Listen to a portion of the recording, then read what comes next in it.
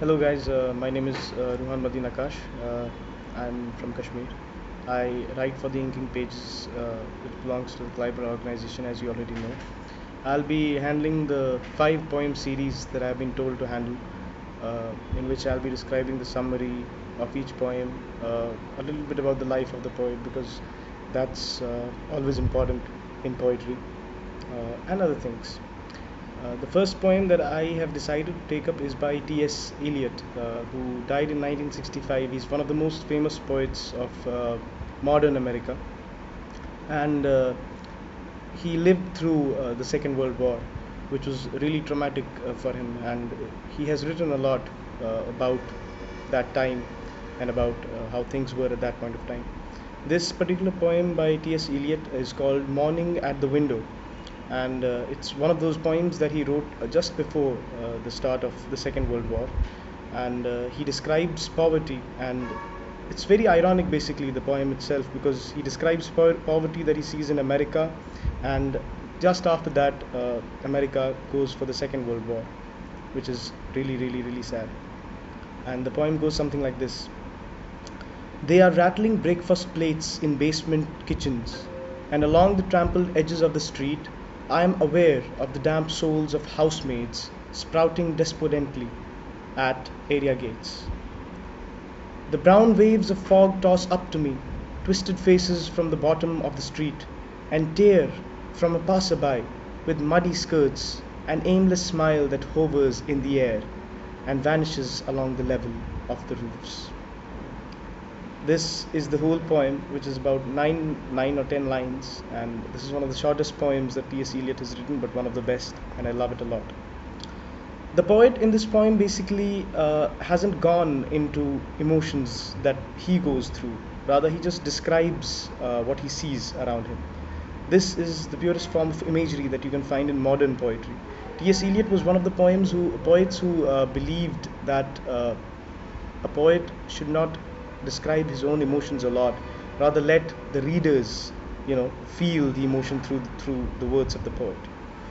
So let us first go through the first stanza of the poem. They are rattling breakfast plates in basement kitchens, and along the trampled edges of the street I am aware of the damp souls of housemaids sprouting despondently at area gates. We all know that it's almost like an obligation for the poor and deprived people to go to work early in the morning. You wake up at 6 or 7, the first thing that you see on the streets are the old men, poor men and women walking with their children or alone to go to these workplaces where they're not treated really well, but they still go there because that's the only way they can earn bread and butter for their family. Rattling of breakfast plates in basement kitchens is basically what signifies this particular emotion. No matter what the condition be, hail, rain, storms, whatever, these poor people leave their homes in the morning and go to these places where they work at to earn bread for their families. And along the trampled edges of the street, as the poet says. Trampled edges of the street basically signify these well-trodden old roads that these poor people take to go to their workplaces. I am aware of the damp souls of housemaids. This is one particular line that has affected me a lot in this poem, and I believe this is the best line in the poem. The poet says that he is aware of the damp souls of housemaids sprouting despondently at area gates. Damp souls here basically could mean a lot. It could mean many things, but what I usually take it to mean is that the souls of these housemaids, these ladies, these really poor women, are moist and dirty, just like the conditions that they work in, just like the places they work in. They too have attained and imbibed that moisture and dirtiness. Souls themselves have become moist and dirty. So that's what the poet is trying to say. And in spite of these bad working conditions, and in spite of the poverty that they go through, and in spite of the discrimination that these poor people go through, the poet says, sprouting despondently at area gates. Area gates is basically the gates of the city, the small city that he lives in. And in spite of what they go through, in spite of them not being treated very well, they still sprout despondently at area gates, despondently being sadly and in a very bad condition. The brown waves of fog toss up to me, twisted faces from the bottom of the street, and tear from a passerby with muddy skirts, an aimless smile that hovers in the air and vanishes along the levels of the roofs. The brown waves of fog toss up to me. This basically could mean that the poet himself is living in a very downtrodden area where pollution has deprived people of pure air. Brown waves of fog. And these are the conditions in which these people are working in, these really poor people. And America, ironically, at that point of time, is about to enter into the Second World War. Twisted faces from the bottom of the street. The poet is looking down upon these people, and he describes these faces as twisted because that's what they have become eventually with the test of time and poverty by now. And tear from a passerby with muddy skirts, an aimless smile that hovers in the air and vanishes along the level of the roofs.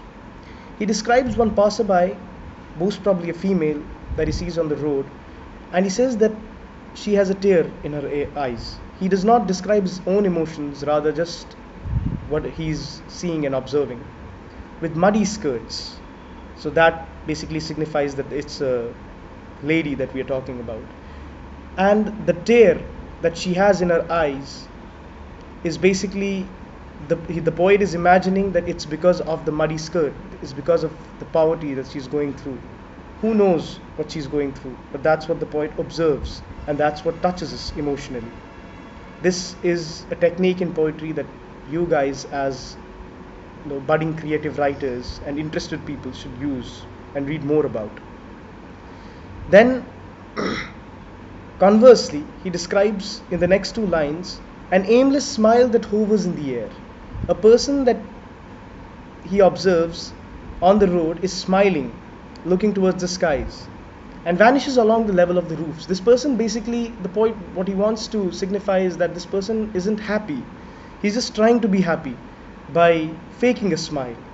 And that smile hovers in the air, which basically means it's just there. It doesn't mean anything. He doesn't really mean anything by the smile. And that smile vanishes along the level of the roofs.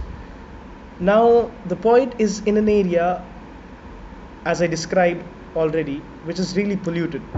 I believe it's probably an area with a lot of factories and capitalism. That's what the poet is basically describing.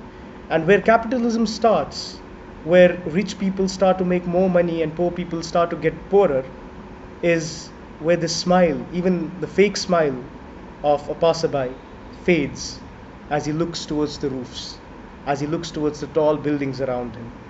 He probably is imagining, or rather wishing, that he too might have had this, but he couldn't because of the conditions that he's in.